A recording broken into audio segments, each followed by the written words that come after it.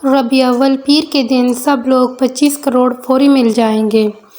صرف 7 بار یہ پڑھ لینا، 1 گھنٹے بعد اپنی آنکھوں سے معجزہ دیکھ لینا۔ بسم اللہ الرحمن الرحیم۔ محترم ناظرین، پیر کے دن صرف 7 بار بتائے گئے طریقے سے یہ خاص وظیفہ پڑھ لینا، آپ کی ہر دعا پوری ہو جائے گی، ہر مقصد کامیاب ہو جائے گا۔ ربیع الاول کی فضیلت اور برکت کے بارے میں ہر کوئی جانتا ہے، لیکن پیر کے دن اس کی فضیلت اور برکت پہلے سے بہت زیادہ بڑھ جاتی ہے۔ اکثر آپ بھی چاہتے ہیں کہ آپ کے پاس اتنا مال و دولت ہو، اتنی کامیابیاں ہوں اور برکت ہو کہ آپ بھی رب کو راضی کرنا چاہتے ہو، اس کو منانا چاہتے ہو، رب سے کوئی بات منوانا چاہتی ہوں۔ تو پیر کے دن چھوٹا سا وظیفہ جسے صرف 7 بار پڑھنا ہے، بتائے گئے طریقے سے لازمی پڑھ کر دیکھیں۔ جو بندہ کہتا ہے کہ میری دعا قبول نہیں ہوتی، میرا مانگنے کا دل نہیں کرتا، ہمارے گھر سے برکت ختم ہو گئی ہے، ہونے کے باوجود مہینہ ختم ہونے سے پہلے اخراجات پورے نہیں ہوتے، وہ دنیا جہاں کے تمام کام چھوڑ کر پیر کے دن پر 7 بار یہ وظیفہ پڑھ کر دیکھے، دنیا کی ہر طاقت، ہر کامیابی، ہر مقصد آپ کے قدموں میں آ جائے گی۔ آپ کو خود ہی سمجھ نہیں آئے گی کہ کامیابیاں کہاں کہاں سے آ رہی ہیں۔ حافظ شمس الدین محمد بن عبداللہ الجزری اپنی تصنیف میں لکھتے ہیں کہ ابولہب کو مرنے کے بعد خواب میں دیکھا گیا اور پوچھا گیا کہ اب تیرا کیا حال ہے؟ کہنے لگا، آگ میں جل رہا ہوں، تاہم ہم پیر کے دن میرے عذاب میں تخفیف کر دی جاتی ہے۔ انگلی سے اشارہ کرتے ہوئے کہتے ہیں کہ ہر پیر کو میری ان 2 انگلیوں کے درمیان سے پانی کا چشمہ نکلتا ہے جسے میں پی لیتا ہوں، اور یہ تخفیف عذاب میرے لیے اس وجہ سے ہے کہ میں صوبیہ کو آزاد کیا تھا جب اس نے مجھے حضرت محمد صلی اللہ علیہ وآلہ وسلم کے پیدا ہونے کی خوشخبری دی، اور اس نے آپ کو دودھ بھی پلایا تھا۔ حضرت محمد صلی اللہ علیہ وسلم کی ولادت بسعادت پر خوشی منانے کے اجل میں ابولہب کے عذاب میں تخفیف کر دی گئی، حالانکہ اس کے مذمت میں قرآن حکیم میں ایک سورت نازل ہوئی تھی۔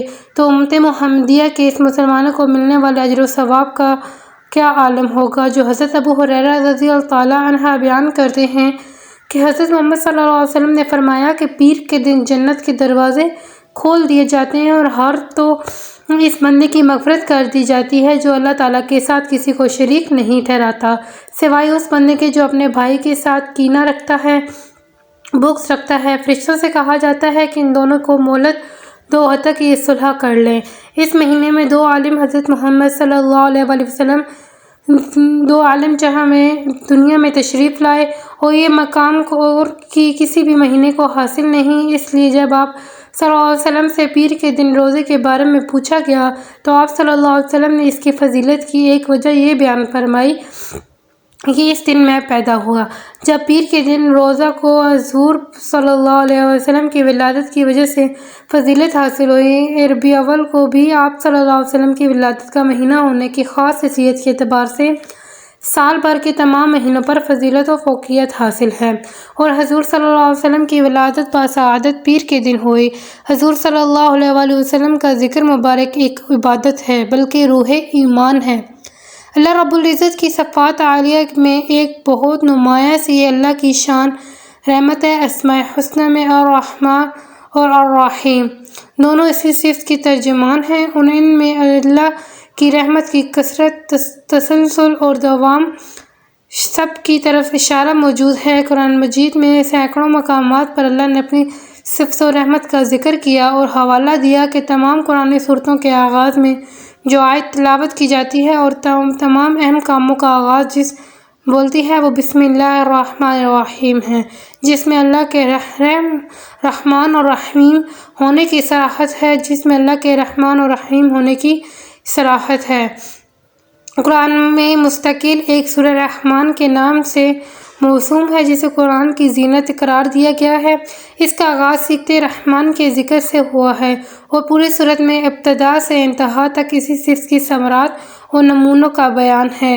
اس کے علاوہ بہت سے مقامات پر گناہوں اور جہنم کی سزاؤں کے ذکر کے بعد اللہ نے اپنے غفور اور رحیم ہونے کی صراحت فرمائی ہے، اور کئی مقامات پر اللہ تعالیٰ نے اپنی طرف سے رحمت کی نسبت کی ہے اور کئی جگہ اپنی رحمت کی وسعت کو بیان فرمایا۔ تمہارے رب نے اپنے اوپر رحمت کا معاملہ لازم کر لیا ہے۔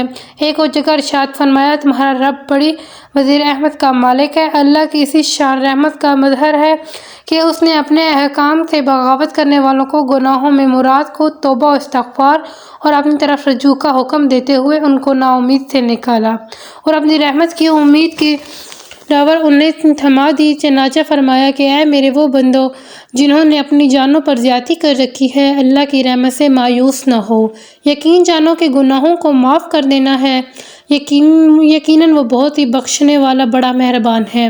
بس تم اپنے رب سے لو لگا لو۔ قرآن کریم میں ارشاد ہے کہ تم اللہ کی رحمت سے نا امید مت ہو جاؤ۔ باقی یہ ہے کہ اللہ کی رحمت بہانہ ڈھونڈتی ہے اور بعض اوقات بندوں کی بہت چھوٹی نیکیاں بلکہ دل سے احساس، نظامت، آنکھوں کے چند قطرے اور معافی کے بول اللہ کی رحمت کو جوش دینے میں کامیاب ہو جاتے ہیں اور انہیں اللہ کی طرف سے تمام گناہوں کی مغفرت اور جنت اور رحمت کا فیصلہ ہو جاتا ہے۔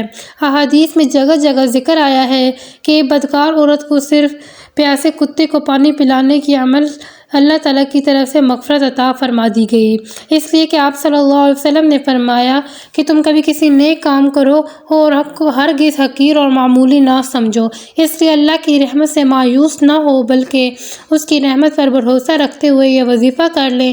یہ وظیفہ ان لوگوں کے لیے ہے جو یقین کامل کے ساتھ جلد کامیاب ہونا اور اپنی حاجت کو پورا کروانا چاہتے ہیں۔